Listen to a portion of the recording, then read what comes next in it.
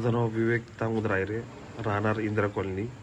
मी आज 31 मार्च 2026 रोजी कोटल्या परिसरातून तारकपूर इंदिरा कॉलनीकडे चालले होतो. संध्याकाळी तर सद्दाम हुसेन इद्रिस शेख यांच्या नावाची मी फिर्याद आज दुपारी SP ऑफिसमध्ये केली ती रिगार्डिंग स्टेरॉइड.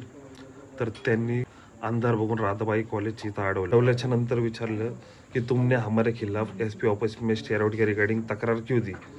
असं बोलून त्यांनी मला सांगितलं कि तेरे पीछे जो है संग्राम जगताप उसको भी दिखाते, तेरे को भी दिखाते, तुम्हारी लायकी ने मार लोगों की जिम में आने को, तो जिम में आते ही क्यों है.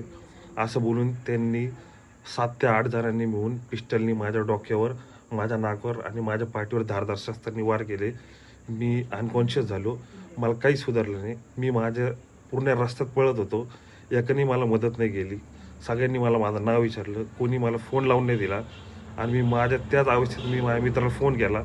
लाल टाकी रोडला ते मला घ्यायला आला आणि तिथून त्यांनी मला उपचारास सिव्हिल हॉस्पिटलला आणले. माझ्याकडे 2-2 तोळ्याचे चैनी होते, 21 ग्रामचं ब्रेसलेट होतं, ते सुद्धा त्यांनी माझ्याकडून काढून घेतलं. मला न्याय भेटावा, बस हीच माझी मागणी आहे.